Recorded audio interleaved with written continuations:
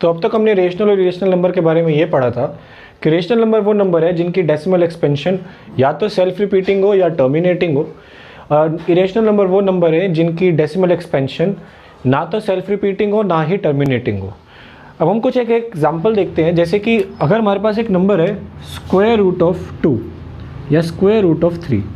अगर आपके पास square root of n एक नंबर हो जिसमें n जो है ये एक परफेक्ट स्क्वायर है, तो अगर n एक परफेक्ट स्क्वायर है तो स्क्वायर रूट ऑफ n एक रेशनल नंबर होगा।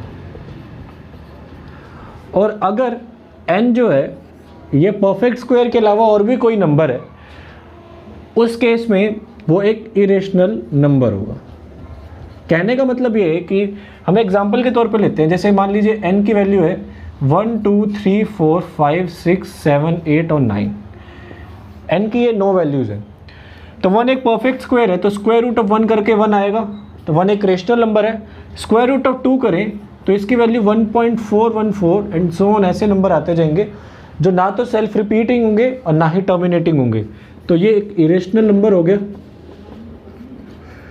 एग्जाम्पल देखें तो रूट थ्री एक परफेक्ट स्क्वायर नंबर नहीं है। इसका अगर आप स्क्वायर रूट निकालें, आप कैलकुलेटर का यूज़ कर सकते हैं, तो 1.732 समथिंग आएगा। अगेन डेसिमल एक्सपेंशन ना ही टर्मिनेटिंग है ना सेल्फ रिपीटिंग है, इस वजह से ये नंबर भी इरेशनल नंबर है। स्क्वायर रूट ऑफ 4 एक परफेक्ट स्क्वायर है और इसका स्क्वायर रूट करके 2 आता है, तो ये एक रेशनल नंबर है जैसा दिख रहा है।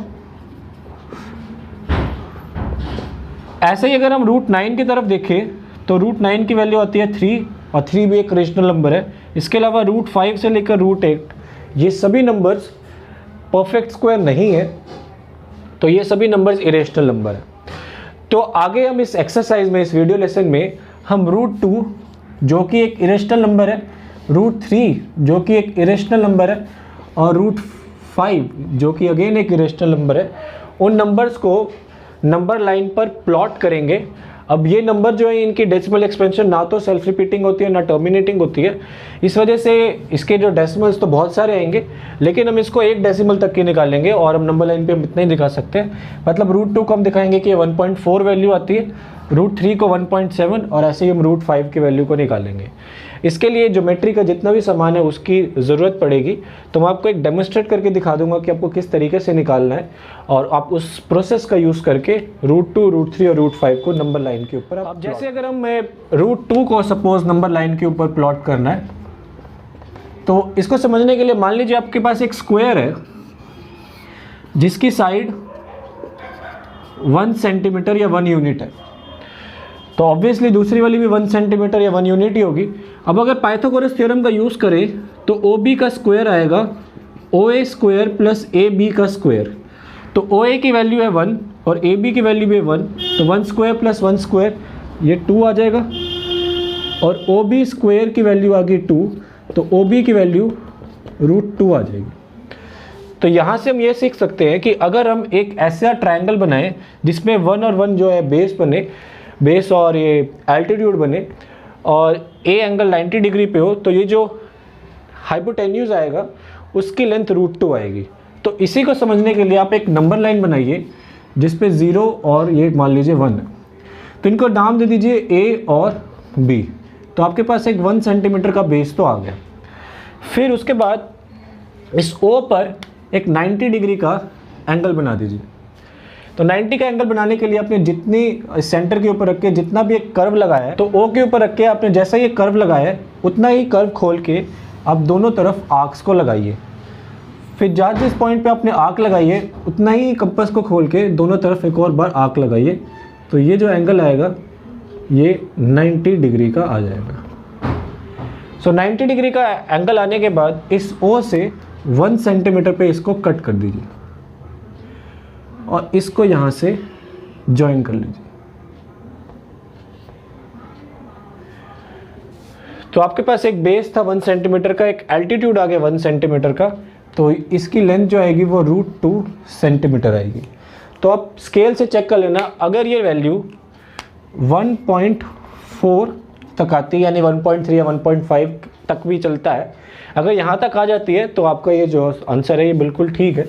अगर आपकी वैल्यू 1.2 या 1.8 1.9 तक जा रही है तो ये डेफिनेटली गलत है, इतना बड़ा ये जा नहीं सकता। तो आपने करना क्या है, एक नंबर लाइन के ऊपर 1 सेंटीमीटर की एक लाइन बनानी है, उसके बाद ओ से एक 90 डिग्री का एंगल बनाना है और उसको 1 सेंटीमीटर से फिर कट कर देना है, और जिस पॉइंट से आपने इसको कट किया उसको दूसरे पॉइंट जहाँ पे 1 सेंटीमीटर की लाइन थी वहाँ से ज्वाइन कर देना है। तो ये जो लेंथ आएगी ये आपके पास √2 सेंटीमीटर की ही होगी। उसके बाद सपोज़ आपको √3 बनाना है नंबर लाइन पे, तो √3 बनाने के लिए हमें √2 का यूज़ करना पड़ेगा। तो हम इसी फिगर के अंदर √3 को बनाएंगे नंबर लाइन पे, और वो बनाने के लिए जो आपने सी पॉइंट लिया था इसको आप अपना एक बेस समझ लीजिए, जो ये लेंथ आई है BC, इसको बेस समझ लीजिए जो √2 सेंटीमीटर की है, और अगेन यहाँ पे एक परपेंडिकुलर बना दीजिए। अब ये जो परपेंडिकुलर आया है इसको 1 सेंटीमीटर पे फिर कट कर दीजिए और इसको इस पॉइंट्स के साथ फिर ज्वाइन कर दीजिए। तो अब की बार ये जो हमारा हाइपोटेन्यूज आया ये √3 सेंटीमीटर का आ जाएगा। और इसके पीछे का लॉजिक ये है कि अगर हम एक रेक्टेंगल बनाए जिसमें AB की वैल्यू √2 सेंटीमीटर है और BC की वैल्यू 1 सेंटीमीटर है, तो ये जो डायगोनल आएगा वो आएगा √2 का स्क्वायर प्लस 1 का स्क्वायर। तो √2 का स्क्वायर आएगा 2, 1 का स्क्वायर 1, तो 3 आएगा, और उसका स्क्वायर रूट ले तो √3 बनेगा, तो ये वैल्यू √3 आ जाएगी। तो इसके लिए हमें √2 की ज़रूरत पड़ेगी।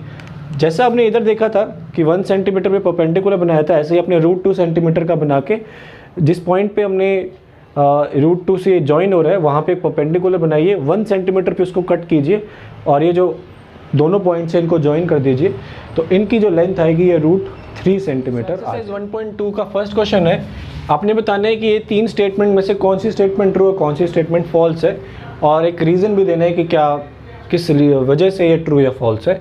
तो फर्स्ट है every irrational number is a real number, और थर्ड इसके जैसे ही every real number is an irrational number. तो इसको समझने के लिए हम ये देखते हैं कि रियल नंबर होते क्या है। तो रियल नंबर वो नंबर है जिनको आप नंबर लाइन के ऊपर प्लॉट कर सकते हैं। ये 2 तरह के होते हैं, या तो नंबर रेशनल होंगे जैसा हमने डेसिमल एक्सपेंशन के टर्म्स में पढ़ा था, या नंबर इरेशनल होगा। तो अगर हम हर एक इरेशनल नंबर की बात करें तो वो रियल नंबर के क्लास में तो आएगा ही आएगा। तो जो फर्स्ट स्टेटमेंट है वो ट्रू है, कोई भी इरेशनल नंबर हो वो रियल नंबर की क्लास में तो आता ही आता है। सो ये जो फर्स्ट मैथमेटिकल स्टेटमेंट है ये ट्रू है। सेकंड स्टेटमेंट है, पहले थर्ड स्टेटमेंट देख लेते हैं। Every real number is an irrational number, क्या हर एक रियल नंबर एक इरेशनल नंबर होगा? अब रियल नंबर जो है वो रेशनल भी हो सकता है और इरेशनल भी हो सकता है, लेकिन कोई गारंटी तो नहीं है कि हर एक रियल नंबर इरेशनल नंबर की क्लास में ही आएगा, क्योंकि वो रेशनल भी हो सकता है। तो इसकी वजह से ये स्टेटमेंट हर एक रियल नंबर के लिए ट्रू तो है नहीं। सो ये जो स्टेटमेंट है ये फॉल्स कहलाएगी, क्योंकि ये हर एक रियल नंबर के लिए ट्रू नहीं है।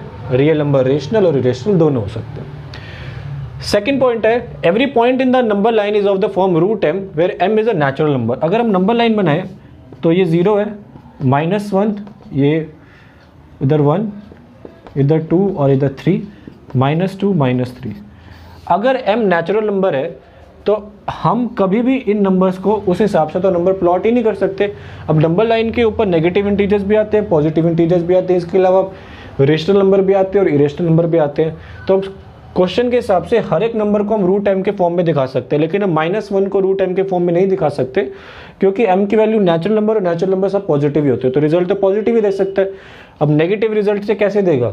तो ये जो स्टेटमेंट है ये हर पॉइंट के लिए ट्रू नहीं है, तो ये स्टेटमेंट फॉल्स की कैटेगरी के अंदर। सो सेकंड क्वेश्चन है are the square root of all positive integers irrational if not given example. ऐसी चीज़ को हम वीडियो की स्टार्टिंग के अंदर ही कवर कर चुके हैं कि अगर स्क्वायर रूट के अंदर नंबर जो है से n लिखा है, अगर n एक परफेक्ट स्क्वायर है तब उस केस में स्क्वायर रूट ऑफ n करके जो नंबर आएगा तब तो वो रेशनल होगा, और अगर n परफेक्ट स्क्वायर नहीं है तब उस केस में जो नंबर होगा वो रेशनल नहीं होगा, वो इरेशनल होगा। एग्जाम्पल के तौर पर अगर हम नंबर लेते हैं से √64, सो √64 को हम लिख सकते हैं 8 का स्क्वायर, स्क्वायर से स्क्वायर रूट कैंसिल 8 आ जाएगा। तो हमने स्क्वायर रूट के अंदर एक नंबर को लिया, लेकिन वो नंबर तो रेशनल आया। इसके अलावा हम कोई और भी ले सकते हैं √81, तो रूट 81 करके 9 आएगा। इसके अलावा रूट 169 ले सकते हैं, जिसका स्क्वायर रूट करके 13 आएगा। ऐसे आप जितने भी नंबर लेंगे जो परफेक्ट स्क्वायर के अंदर आएंगे वो सभी नंबर्स रेशनल होंगे। लेकिन अगर हम परफेक्ट स्क्वायर के अलावा अगर कोई और भी नंबर लेते हैं तो वो इरेशनल की क्लास में आएंगे। तो आपने सिर्फ इस चीज़ का ध्यान रखना है कि रूट n के अंदर अगर n परफेक्ट स्क्वायर है तो नंबर रेशनल होगा, अगर n परफेक्ट स्क्वायर नहीं है तो उस केस में वो नंबर इरेशनल। अब जैसा हमने वीडियो की स्टार्टिंग में रूट 2 और रूट 3 को नंबर लाइन में प्लॉट किया था, ऐसे ही हमें रूट 5 को भी नंबर लाइन पे प्लॉट करना है। तो रूट 5 को नंबर लाइन पे प्लॉट करने के लिए हम समझ लेते हैं इसको। पहले मान लीजिएगा आपके पास एक रेक्टेंगल है जिसका बेस 2 सेंटीमीटर है और एल्टीट्यूड 1 सेंटीमीटर है। तो अगर हम इसको डायगोनली अपोजिट पॉइंट्स को ज्वाइन करें तो ABC एक ट्रायंगल बन गया जो एक राइट एंगल ट्रायंगल है, ये 90 डिग्री का है। सो ये 2 सेंटीमीटर और ये 1 सेंटीमीटर का है। सो अगर AB की लेंथ को निकालें तो AB स्क्वायर इक्वल होगा AC square plus BC square के। तो AC का स्क्वायर करके आएगा 2 का स्क्वायर, BC का स्क्वायर करके आएगा 1 का स्क्वायर। तो AB की वैल्यू आ जाएगी रूट 5, 2 स्क्वायर प्लस 1 स्क्वायर 5 और उसका स्क्वायर रूट करके 5 आएगा। तो इसके पीछे लॉजिक ये है कि अगर हम एक AB बनाए यानी एक लाइन बनाए 2 सेंटीमीटर की और इसमें A या B इन दोनों पॉइंट में से किसी एक पर 90 डिग्री का एंगल बनाए तो ऐसे बन सकता है। इस A के ऊपर हम 1 सेंटीमीटर से एक कट लगा दें और इसको नाम दे देते हैं से C। इस C को B के साथ दोबारा ज्वाइन कर दें तो जो BC की लेंथ आएगी वो रूट 5 सेंटीमीटर की ही होगी। हम इसको एक बार और रिवाइज करते हैं। तो आपने पहले एक AB बनाना है